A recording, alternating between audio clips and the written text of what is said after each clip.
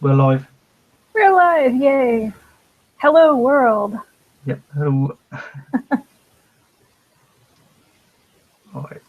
First of all, let's get the link for this live show.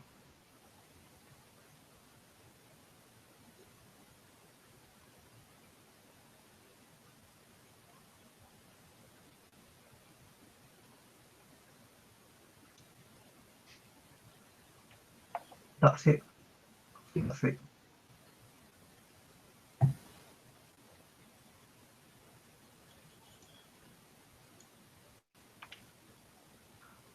I'm hoping that's the right link. I will test it on my other computer if I need to.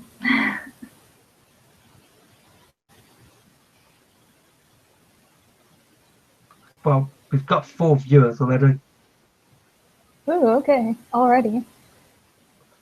For the record, one of those viewers is going to be my nephew. Hello, Joe's nephew.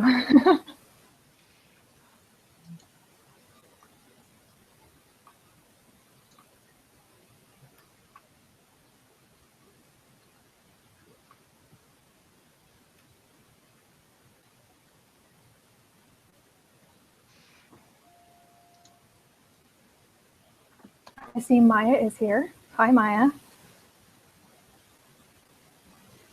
Okay. Let's open up the chat.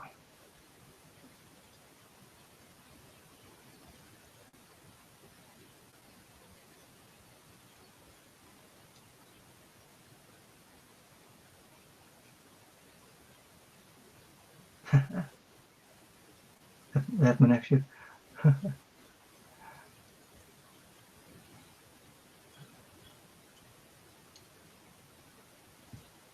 All right, are we ready? Yep.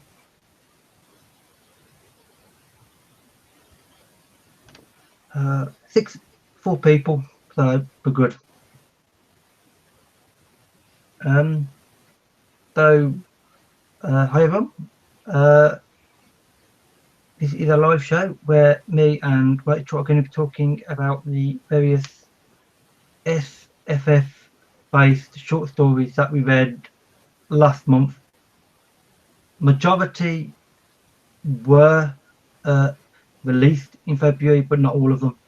Some were in previous months. Most of them are relatively recent though. Yes. We should do introduction.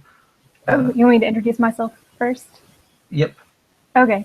Hello, everybody. My name is Rachel. My booktube channel is Colonati, and I am Keenix on Twitter.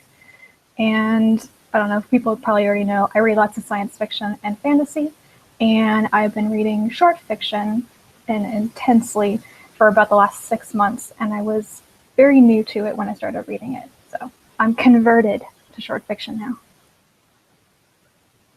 I don't know was that just me, but just as you started your introduction, it just stopped on you, and I didn't hear anything else until the last few words. Uh-oh. That could have just been me. I'm not sure. Was that just me? Can somebody tell me? Can you hear me now? Yeah, fine. Okay. That's weird. Yeah, these things happen. We'll continue. Yeah.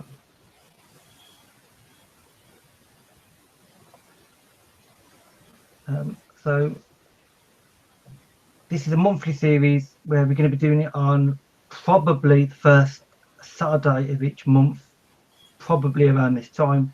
But of course, real life stuff might make it go on different days occasionally or different times. But obviously that's a month-on-month basis. Yes.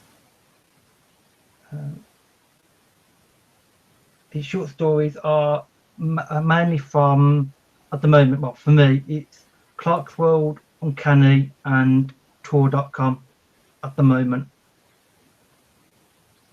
Yep. Rachel was reading a little bit more than me, actually quite a bit more than me. I'm a devoted reader of Uncanny. I've really been enjoying Tor's stuff. Their free fiction online, but also their novella line has been really good. I've been reading Clark's World. I'm trying to read that because Joe is reading that. As you'll find out, we have different tastes in magazines and short fiction. And I'm also trying to get into Lightspeed and Apex right now. So yeah, I'm casting a broad net to figure out what I like still. Yeah, well, I'm basically now waiting for you to have read a few Apex and Lightspeed, and then after you've read 2 or 3 issues, depending on what you say, then I'll take out a subscription on that, basically. Well, spoilers for our March live show. I'm reading a bunch of Lightspeed and really liking it, so that'll be a month from now. But yeah, Lightspeed is a good one. But we're getting off track, I think, because I haven't read that much of it yet. Already as well. So, okay. Well, do we just want to jump straight into what we read? Because I think we have 8 stories to talk about. Yep. Okay. If you want to go first, Milia. You can go first. Okay. The first one would be The Fixer by Paul Mercurial, which I read from Clark's World. This was February's, which is what, issue 113, was it? February? Yeah. Yep. And it's a short one. I mean, it's actually the first short story in that issue of Clark's World, and it's like 8,500 words, roughly.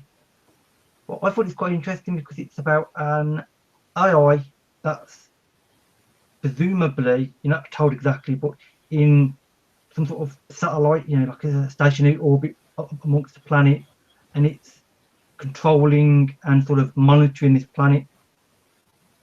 And then a guy comes along and talks to the AI to find out what it's up to there and why is it doing what it's doing, basically. And I don't want to say any more, obviously, because it's 8,000 words. Spoilers would be excessively easy to do. I really like this because I thought, I mean, obviously, what with last year and all the glut of AI-based things, all the films and other things like ancillary justice and stuff. There seems to be a lot of AI-based media, books and literature. Yeah, I've noticed that there seems to be a ton of artificial intelligence stories now, and is it because of the ancillary justice influence, or is there something else, maybe? Well, obviously, and it's in proper news. I mean, obviously, Stephen Hawking was, in the news for talking about last year about when we get into proper AI, then that could be a potential danger to mankind. Considering obviously it's Hawking, then that's a big thing. So I also read The Fixer, and I don't know, you might have liked it more than I did. There's something near the end of the story that I want to talk about, but I don't know if that would be spoilers. But it's a cultural reference I had slight issues with, and I want to know if I'm the only person who had an issue with this. There's the reference to the black obelisks or whatever from A Space Odyssey 2001, and I got the reference right away. But strangely enough, I felt like the story suddenly deflated at that point. Like I really liked the idea of this artificial intelligence doing something and this guy being sent to fix the problem. But as soon as he made that reference, I just sort of lost it. It was a funny reference, but I don't know. Maybe I'm not enough of a fan of 2001 to really like it, but I don't know. It was an odd reading moment. Yeah. Well, I'm a massive R.C. Clarke fan, so I'm going to be. I mean, I like Clarke too. I like Clarke too, but I don't know. I've only seen the movie once, and So I might be a little bit tired of everybody referencing the black obelisk. Like, it keeps showing up. But other than that, I did like the story, and I liked it was rather humorous with the fixer guy who shows up. I like his conversational style, so yeah, it was a quick one to read. yeah, and just the way he talks to the AI, the AI is there trying to be very logical and thoughtful, and but the guy himself is also trying to explain facts, and then that's making the AI almost doubt itself, but you're not sure if it is because the way it's It there. I it's thought it's kind of quite on the defensive, yeah, kind of yeah, getting defensive. Like, and you don't expect an AI to be able to act like that, but it is. Yeah. just another short, quick sort of story about a current uh, fad. Maybe I don't know what you call AI at the moment. Probably fad. That's about it really for that one. I think. Okay. Well, I'm going to mention another funny one, which is Cat Pictures Please by Yeah. Naomi Kritzer. I love reading the story. This is a slightly older one. It's from Clark's World, but it's from January 2015. And I found this one because it was nominated for a Nebula Award, which I think is pretty cool because I don't know of a lot of humorous science fiction that gets nominated for awards. I know there's been some discussion about those type of stories just not getting critical acclaim. So Yeah. I love this one. It's another artificial intelligence story too, which I think is kind of funny. But Oh it's yeah. about an AI. It's about an AI that wakes up, and it only wants two things. It wants to help people. It wants to be a benevolent AI. It's kind of terrified that it's going to be evil, so it's trying to seek out all these ethical rules of how to behave, like Asimov's rules. And it also wants to be paid in cat pictures. It loves pictures Yep. of cats on the internet. So it's trying to help people and set up ways to get paid in cat pictures, and it was hilarious. I was laughing out loud. It's also really short. I think it's one of the shortest stories on my list. So Yeah. I mean, I read it last night and it took me uh 20 minutes. I mean, mhm. so I mean even the fixer, even that wasn't quite that quick. That was like an hour and a half. Mhm. Yeah, it was really funny though. Just he's this how he's interesting. Yep, I'll help people out, but all I want is keep a camera handy and keep taking photos of your cat, and everything will be good. Yeah, I think I don't know if other people have read more stories by Naomi Kritzer. I read another one of her stories in Clark's World called "So Much Cooking," which is a more recent one, and um, it was also humorous. It's told in the format of a blog, a cooking blog, you know, one of those like home style Yeah, cooking blogs, and it's all about a flu epidemic. And it was also humorous like this, and I don't know. I think Kritzer has that real style, but I like how that one and Cat Pictures Please were very contemporary feeling. They very much feel like internet culture related. Like that's what young people can relate to. yeah. Well, it mentions obviously social media, and it's saying um, um about how if you need help, I'm going to be monitoring your Twitter account, for instance. And it's like, Yeah, and it's kind of funny because I'm sitting there reading it, and my phone had just sent me a message on Twitter, and I was like, okay, that's a good sign. yeah. But by the end of the story, you probably are going to want a benevolent AI to take care of you, to like bring all those job advertisements to your attention and submit things on your behalf. Like just run my life for me, please. Just make it so much easier. As long as Yep. you've got a camera, though. And if you don't have a camera, then tough luck, basically. Yeah, and I don't have a cat, so I have a really cute dog. Does that maybe? Personally, yes, but it, it would have to depend on him though, on the owner himself. Okay, so that's Kritzer's story. Back to you. Yep. My next one would be Blood Dower by Ted.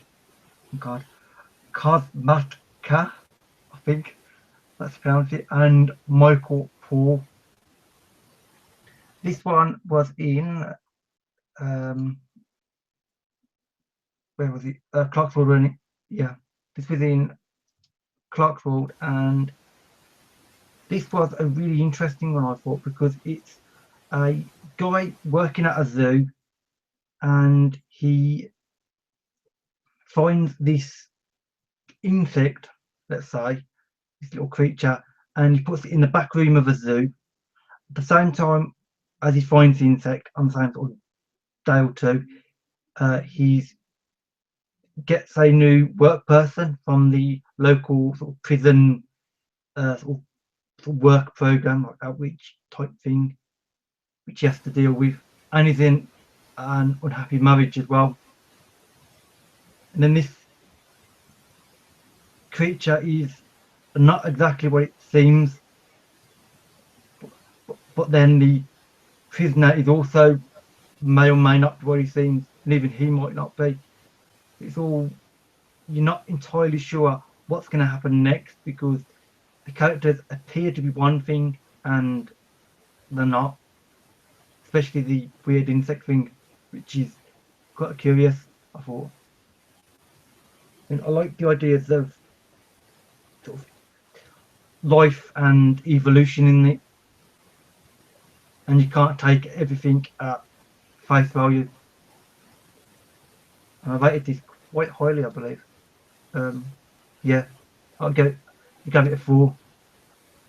So Yeah, this one is one I was a bit confused by. Maybe I read it too quickly. I liked the parts about the bug, which I felt was really about evolution and adaptation, adapting to your environment. And I'm not sure if I ever felt that that was connected to the main character story. I think mostly I just lost the thread of it by the end of the story. I wasn't sure what the end meant. It was very dramatic, like all this stuff happens, and then I was like, where do we end up? But I also like that it had an unusual ending. It was kind of like just gonna go back to our lives now. yeah, I was surprised at that. I was expecting something grander, and it, well, that might be a spoiler actually, but it doesn't end the way you think it will. Let's say that, without trying to say more spoilers. Yeah. And it's, weirdly, the thing that it made me think of, actually, and this might be an odd one, but was Jurassic Park. Oddly enough, and the whole in the film, especially when he says, the scientist says, life, it's Hammond's character, David, who says life will find a way. That's actually what it made me think of. Yeah. Because it's like, well, yeah, it doesn't matter what you do, life will still keep living, because life, any creature wants to live, and regardless of what you do to something, no matter how much you hammer it all over the place, doesn't matter, you'll still, the survival instinct's still there, and you will still live, unless you truly can't anymore. And that would explain the ending. I'm trying to be vague here, but life goes on, life will find a way. Doesn't have to be spectacular though. No, just it just has to happen. Yep. Oh, Nicole has a question in the chat. We want to interrupt ourselves. Do you answer that? Yeah. In the future, are you two going to tell us some stories you want to read in advance so we can read them before discussion? And kind of yes, because we plan on talking at the end about what we're going to be reading in March. Yeah. So yes, if you want us to be more specific, like specific stories, then I suppose we can do that, like on Twitter. Yeah. As we go through the month. Yeah, but I have a long reading list to talk about at the end. Yeah. And all of mine, because I want to make sure it's fresh in my mind, I'm not reading any of the short stories until the second half of the month. So by the time I tweet it, well, although for Nicole, because it needs to be you read, Nicole, probably won't be a problem for you to obviously get everything read in time.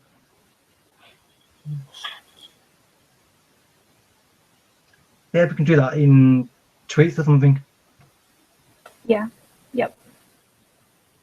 Theoretically, we could even use make some kind of hashtag for this or something. Yeah, we should think of a hashtag. If you have an idea for a hashtag, put it in the chat because I'm terrible at coming up with those. Me too. But yes, Nicole, I agree. It would help us avoid spoilers, because if you really want to talk about things in depth, then it's really hard to avoid spoilers. So, okay. Okay. Now that's Blood Delver. So now it's you. Let's talk about the depressing story. Yeah, it was a very good story, but one of my absolute favorite stories from February was Please Undo This Hurt by Seth Dickinson, which is from Tor.com. It was published back in September 2015. I'm so glad I finally decided to read this story. I'd heard really good things about it. I think Paul really liked it. And yeah. I think Dickinson specializes in just destroying people's emotions. He just tells really difficult stories. Yeah. So this one, the Tor summary has like a line about sometimes it feels like the only way to win at life is to care the least. And that's exactly what the story is about. A woman named Dominga and her friend, he is a man who wants out.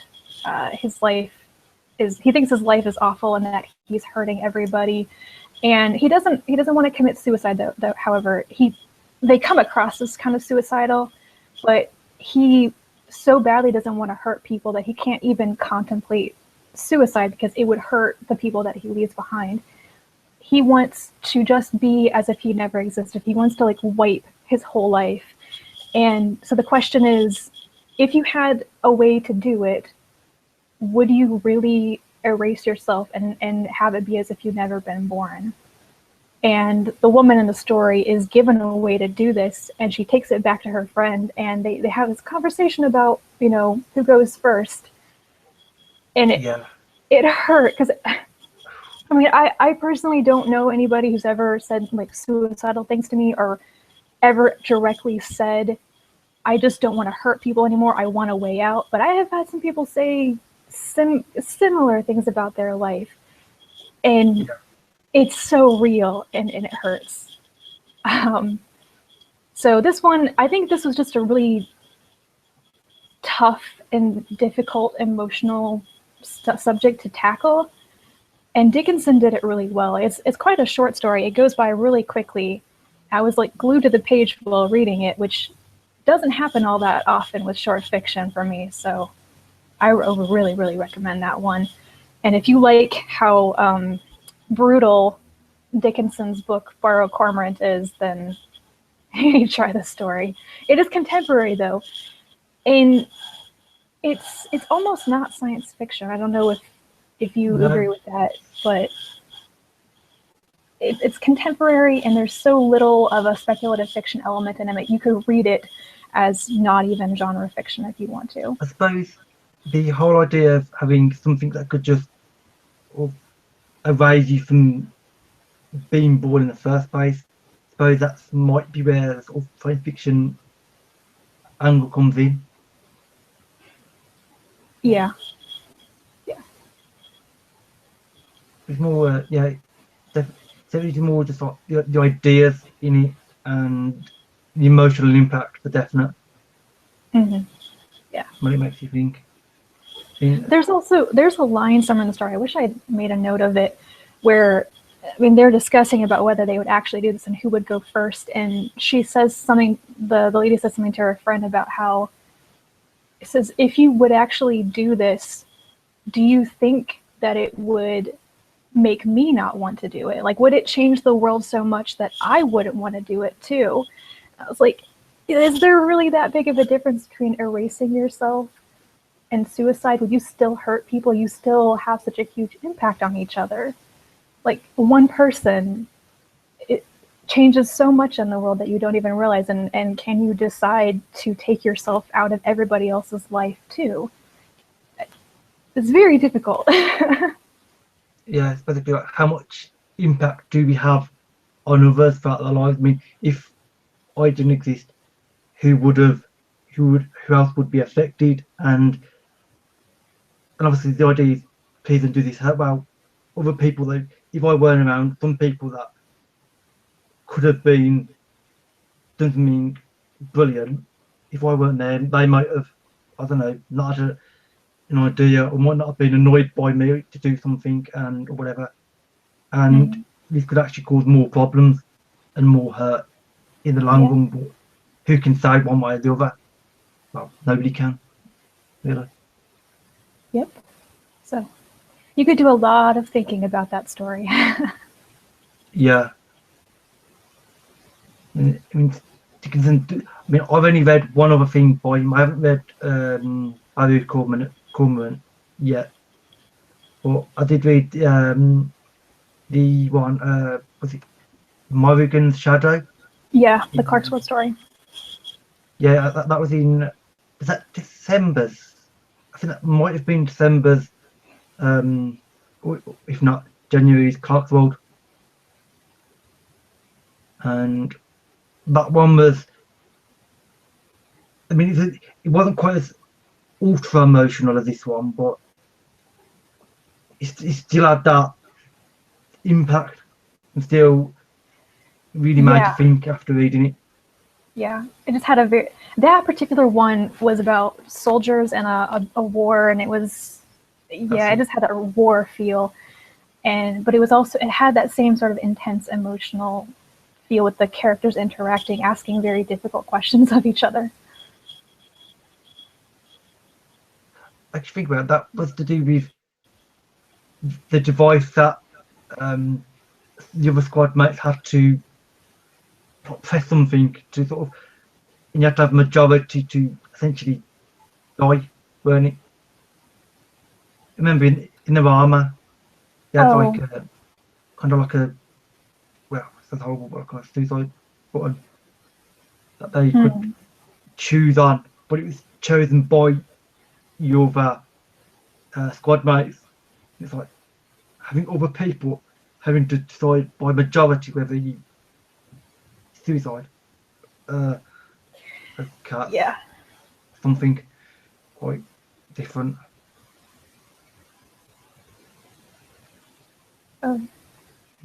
Hashtags in the chat, sorry. Yeah, I just noticed actually. Oh, Nicole's probably gone by now, but bye, Nicole. Yeah. A few minutes too late.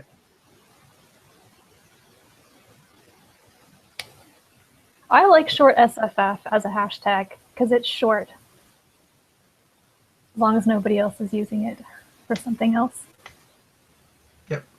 Well, we'll find out afterwards. And Berman. So. Oh, back to you.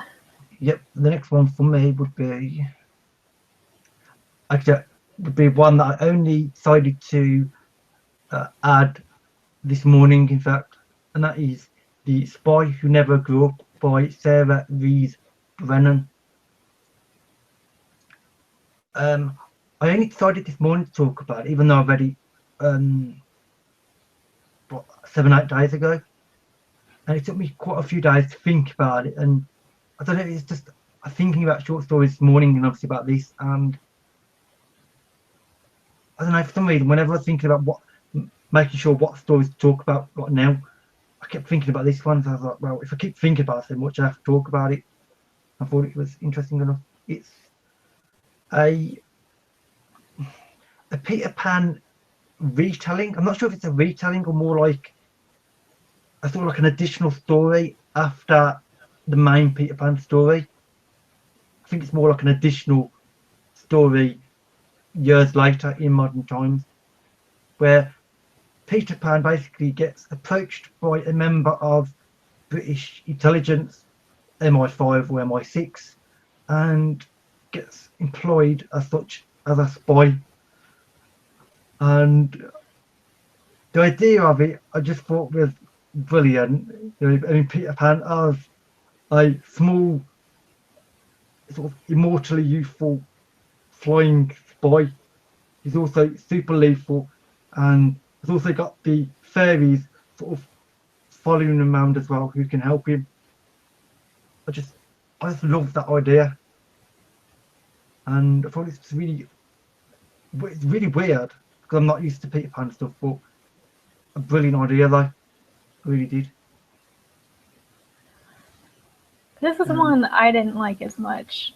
I like the title though, The Spy Who Never Grew Up. That's just like James Bond plus Peter Pan. I like the title. I had a hard time with this one because I hated the Peter Pan character so much. He is a nasty little kid, and he's not really a kid anymore. No. So, but the combination of like this nasty little brat working for MI6, is that what it is? Yeah. And it just that was a really cool idea, but I don't know how successfully it worked for my taste. So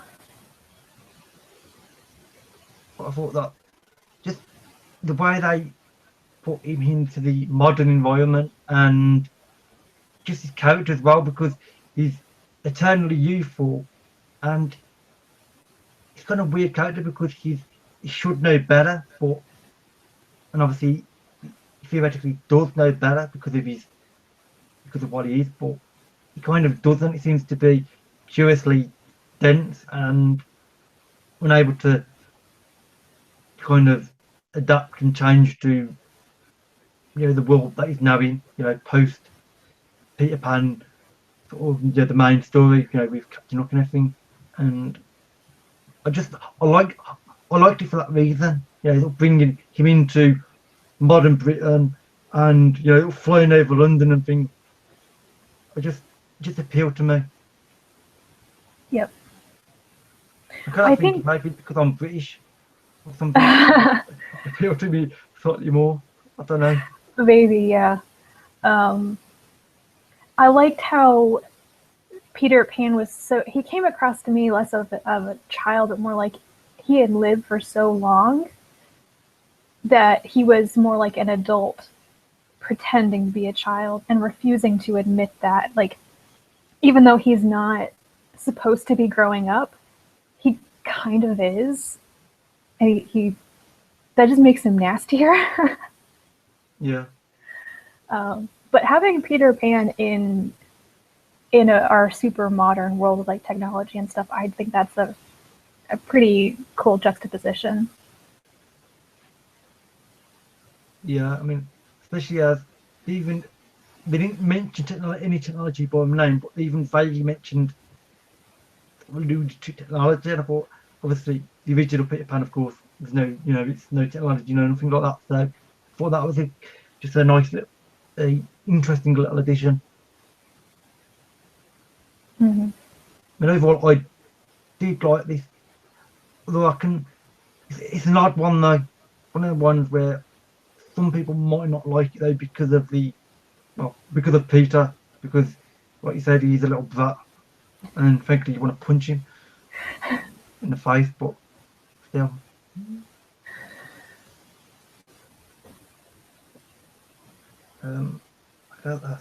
That's about that. Done for that one. Maybe the one other thing I should mention about that story is that I think it's a reprint. It's a slightly older story. I'm not sure how old it is, but Um, I usually find there a whole bunch of short fiction magazines reprint older works, usually like one per issue. I know Uncanny does it, and Apex and Lightspeed and Clark's World does. And I usually find that those are the best stories in the issue, or like some of my favorites. This one is, the Sarah Reese Brennan one was a slightly didn't do it for me, but it is such a good way of running across the older stories that, if you don't want to dig up an anthology, then it's nice that they reprint them.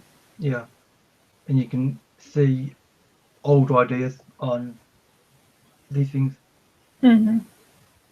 And then it usually makes me go and look up all the stories that person wrote, because I like their older one. Yeah, which is both good and bad, because more ideas means more to it. But, the good thing about when you have a really long list of short fiction to read is that it doesn't take you as long as the novels do, but yeah. I don't know, I almost find having lots of short fiction actually takes me almost longer than a couple of big books, because I don't want to read too many short stories too close together, because they'll start becoming all one and the same. They'll be too close together and they'll lose their impact. So I'm trying to spread them out more with books, because a book is obviously a lot bigger. You can finish a book one day, start the following morning. It's not a problem. Mm-hmm. Yeah. Anyway, that's something different to talk about. Right, we should go on to the next one, which would be you, I believe, now. Yep. My next one is another Tor story from the middle of last year called Elephants and Corpses by Cameron Hurley. And I'm going to read the Tor summary because it's really short. It's about the corpse-jumping body mercenary Nev is used to filling other people's shoes. When his assistant Tara recognizes the most recent waterlogged cadaver they bought off the street, though, he finds that his new body is carrying more trouble than he bargained for. So, yeah, people jumping from one dead body to another. I really enjoyed this one. I've read most of Hurley's novels, and I didn't know that she wrote short fiction until last month. And this was a really good one. I totally recommend it to people who like God's War, who like the Beldam Apocrypha series, because it has that really gritty, bloody, grimy war feel to it. Though it's a very urban story, it takes place in a city, and there's not like a huge war in the background, I think. I don't exactly remember. But it was very fast paced, and it was about hit my threshold for how much blood and sewers I could take, but it was fast, and I liked the plot. Didn't read it. I didn't. You didn't read it? No, it's the only one that I didn't read, actually. Yeah. But now that I've just heard you say that, yeah, that's what I'm going to be doing either later or tomorrow. I have read God's Waltz over there somewhere, and I did like that. So. I would mostly praise this story for being a good story. I mostly criticized Hurley's plot skills in the past, something that I think she's really improved on in her novels over a couple of years. But just the plot of this and the pacing of the story and how complete and it just stood on its own very well. And I don't think that the world is related to anything else she's written before, but it just felt like there was enough detail. And I know sometimes you read a story and it feels like the scenery and the world building is just these like cardboard cutouts, it's just the setting on a stage and doesn't feel real. And no, with this one, I just immediately accepted that this is how it was, and there could be way more. There could be more stories in this. And if there is more stories about this character of Nev, I will totally read them, because with the ability to jump yourself into corpses and be other people, reanimate the dead, that could be pretty interesting. Like, rather gruesome, but Yeah. Curious gruesome. that. But that's also Hurley. Yeah, because you know what God's War was. That was part of that was a bit extreme, I thought, but it was interesting. Yeah.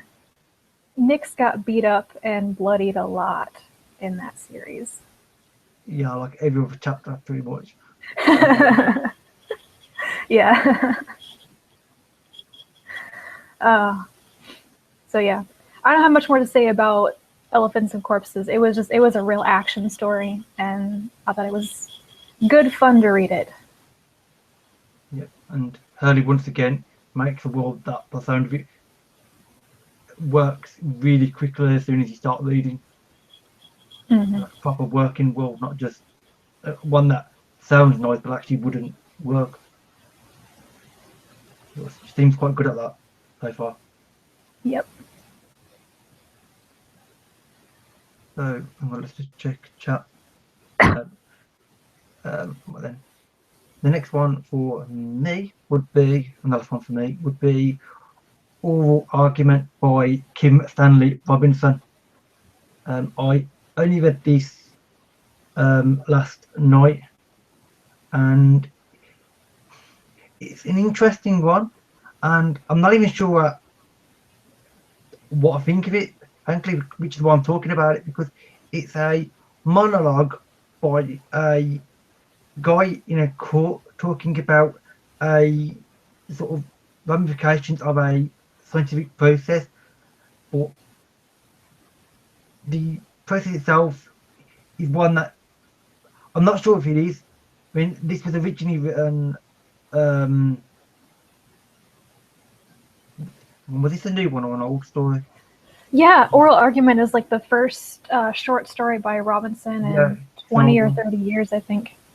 Yeah, and I thought it was a curious one, and I thought it's interesting because it had a very vague and tenuous link to the Mars trilogy, actually, because the processes in it that this guy is trying to debate with his argument were sort of related to the Mars trilogy, actually, although they could just be general scientific ideas.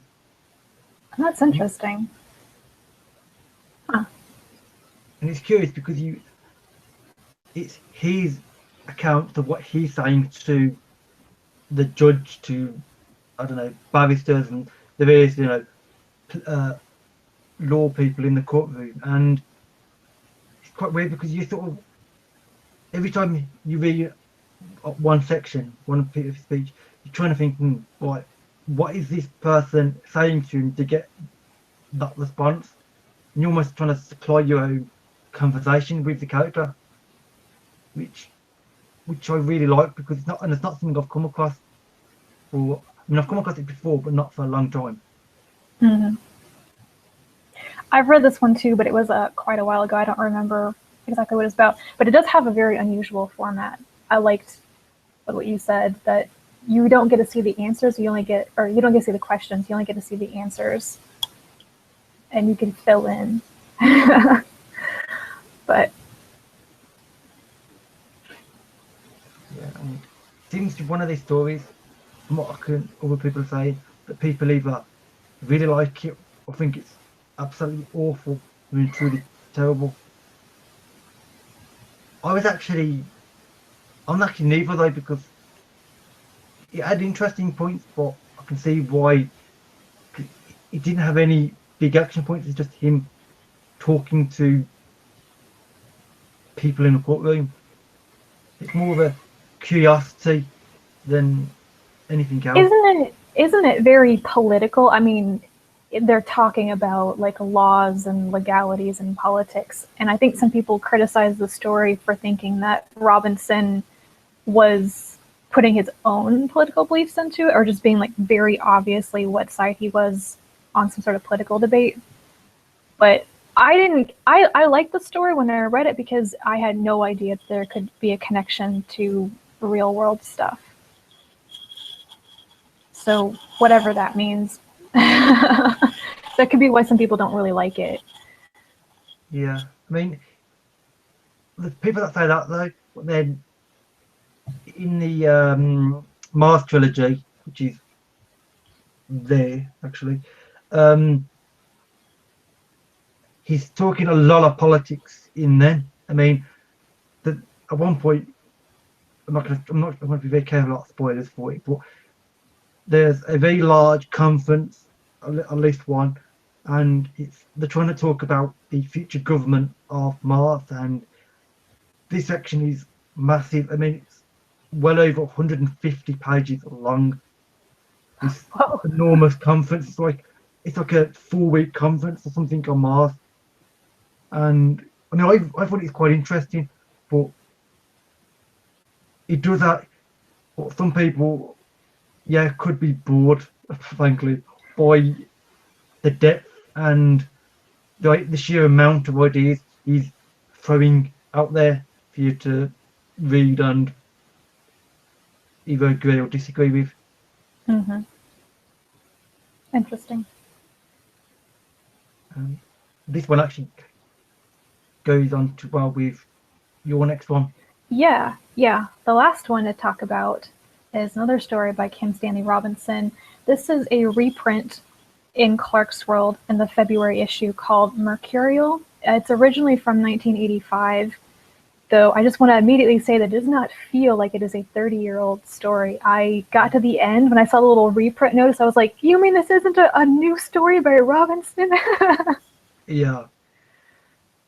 I was surprised for a certain reason as well with that. Yeah.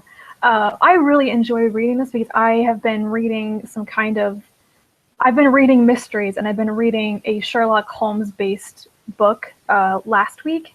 And this story, it's set on Mercury, and it's about a female Sherlockian detective who is investigating a forgery of one of Monet's paintings, and she has her assistant, her Watson, helping her.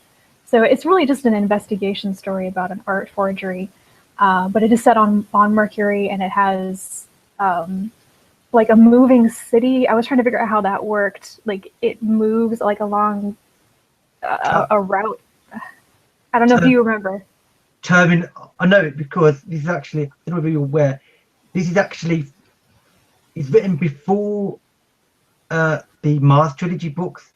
He actually started the research for the Mars trilogy, from what I know, literally within a year or two of writing this short story. And that city from this book, Terminus City on Mercury, is actually in the Mars trilogy. Oh, really? Yeah, as it is. Oh. So this is kind of this story, Mercurial, is actually after, I think, the Mars trilogy ends by about a good 100 years afterwards. Oh, that's interesting. I have to read the Mars trilogy now. I really need to read that.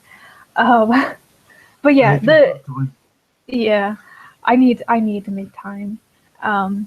But yeah, the story was just, I thought it was a great blend of hard science fiction and mystery, and I've been really in the mood for mysteries like this, and it was so well written, and I was once again glued to the page. I wanted to get to the end. It has a very mystery plot, of course. Yeah, and humor as well, and the dialogue between I can't remember. I should have made a note of the name, but the main Sherlock type woman and the other woman. Yeah, I thought it was quite interesting. I like that the detective is a woman. To see a woman with kind of those personality traits of Sherlock, because let's be honest, usually when women behave like Sherlock Holmes does, unflattering things are said about them, but she's a successful detective and she's respected, and she kind of treats detectiving like a hobby, and she just walks away when the case is done, and I enjoyed it. It was kind of refreshing. Yeah, it was different, and obviously for me, because of the whole Mars trilogy, I was like, hang on, it took me a while though to realise, though, because he's talking about it and he's like, Mercury, I was like, okay, that seems, right. And then it's a Terminus, and I was like, okay. And then when I got to the end, I found out when it was written, and I was like, okay. And I looked into it. He he'd written it just before he started the research for them for the 30 Mars.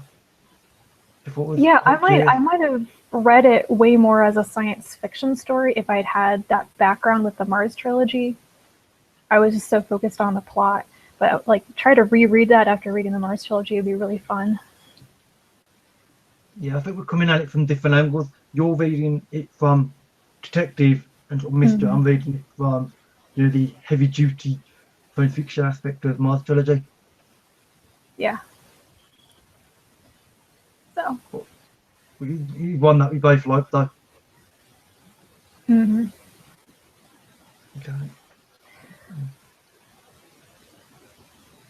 So I think we've gone through everything from our list. Oh, we have. Do we want to talk about the other one? Well, what? Dragons or the other one? Well, okay, Between Dragons and Their Wrath by An Olamoyela and Rachel Swirsky. That one is from Clark's World 113 too. Yep. I don't have anything to say about that one, honestly. So if you have anything to say, I will say I have really enjoyed a couple of stories by An before, and I was surprised that I didn't like this one. I may have just been tired of reading war stories, though. I don't know whether I like. That's the thing. I'm not sure about. I'm not sure if I like the story as it is. I just like a few of the ideas in it, though. It's about two countries at war. There's smaller countries all wedged in between them. One of the countries uses dragons and sends them over the other country to attack the other country. And the way that dragons are in this book are really weird, because the dragons, even them just flying through the sky on their way to the other country, their effects are horrific and absolutely bizarre and unpredictable. Nobody knows why they're doing it. And obviously their deaths when they crash the ground can infect places, they can improve them. And I just thought this weird take on dragons, which I've never encountered before. I mean, that's what basically I liked about it more than anything else. Yeah, and I think I almost didn't think of them as dragons, because to me they seem so much like stand-ins, like symbols in the story for real world weapons, like a nuclear fallout or something, radiation, or you drop a stray bomb somewhere and people die, civilians die. So I didn't think of them I didn't really think of it as being a fantasy story or a science fiction story. But yeah, but if you do look at it from being about dragons, it is a very unusual way of portraying them, and that is cool. Yeah, it's just a story about war and its effects, and a very odd use of dragons. Well, isn't there in fantasy like a tradition of the parts of a dragon, like dragon scales, having certain properties, like using them in magical spells? So I kind of can see the root of that idea in the history of fantasy. Just it's like taken to an extreme. Like every part of a dragon can have this nasty effect on you. So stay away from them. Yeah. Just avoid them at all costs, because although fortunately the people involved, it doesn't matter if they try to avoid them. They fly overhead, and even the air can be weird in all sorts of weird and wonderful ways. Yeah. So what about the other one then? The other one is The Virgin Played Bass by Maria Devana Headley, which neither of us liked. I think it's on our list because we didn't like it.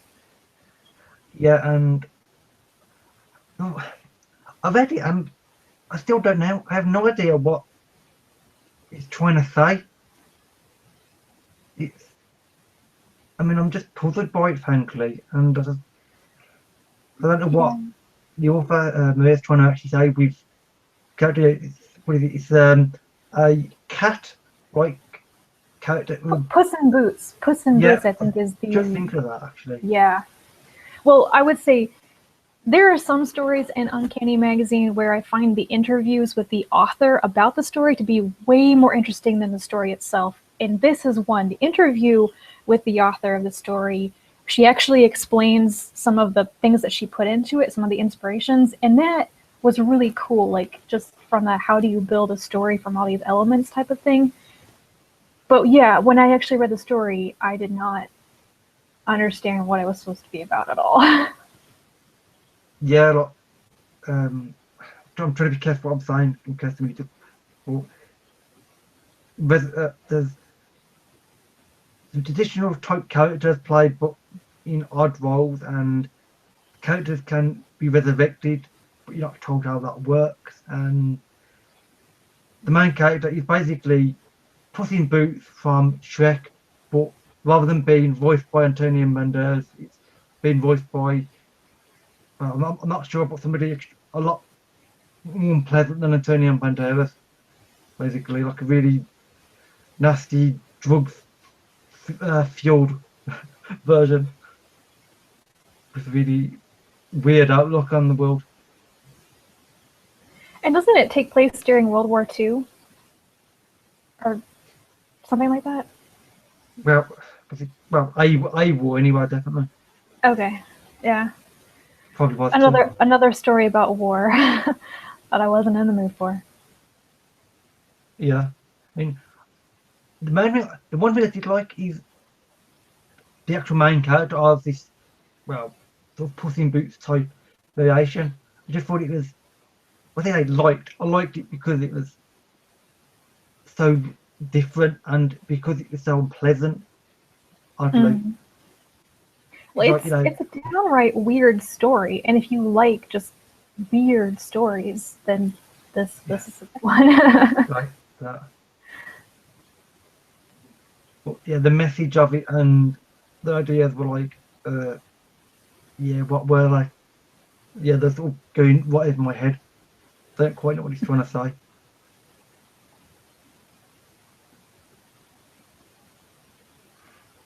Okay.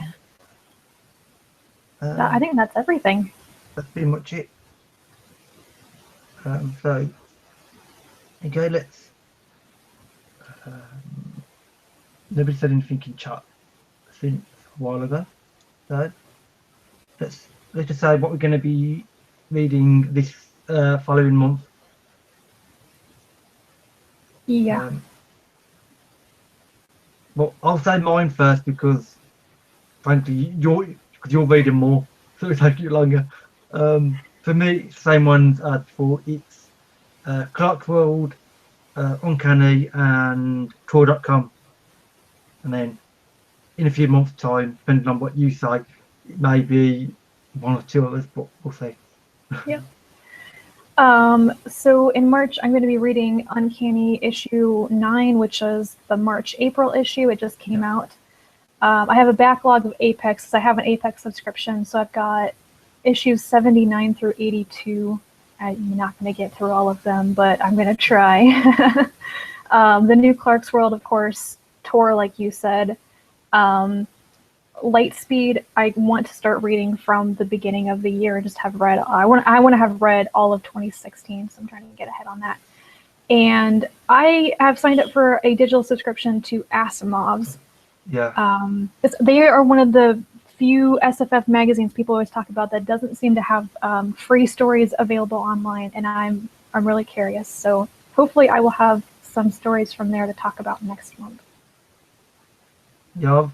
When I was taking out my one for Canny, I was almost thinking, well, should I take out one from Canny or should I just think a bit different and go for Asimov because I was really tempted by Asimov. Or I mean, almost for one thing because of obviously the name, obviously Isaac Asimov. So I was like, no, you know, I trust your judgment, and I was almost certain I'd like Uncanny. So I was like, no, I'll do Uncanny for now, and see about that in the future. Yep. That's pretty much it. The next live show will be presumably, unless something comes up, we what Saturday the whoops, hang on, click off it. Saturday, the 2nd of April, at the same time as today, which is 7 o'clock if you're in England, and what 1 p.m. 1 Yeah, for you 1 to- p.m. Central Time in the US. Yep. And then if you're in a more Eastern time zone, then yeah, it's not so good actually. You'll probably be fast asleep, so you'll have to watch the video version on Sunday. If you're interested. And the next one is going to be on my channel. Yep. So I got to figure out how to do that. It's easier than I expected it to be. I was expecting it to be somehow complicated, but it's actually not. All right. I'll link all the, after we finish in a second, we'll get a list together of all the short stories and I'll put that in the description box. And I'll also link Rachel's channel, of course. And we should have links for all the stories, because I think everything we talked about was free online, so everybody can read them. Pretty much, I mean, yeah. Which I think is. It'll be a big long list of very short stories. And that's pretty much it then, isn't it? Yep. So thank you to everybody who watched and sent us stuff in the chat. Yeah. An interesting first live show. Be better next time. Always better next time. Yeah. Well, things can always go better. That's it. Thanks for watching, and I'll see everyone another day. Yep. Bye, guys. Bye.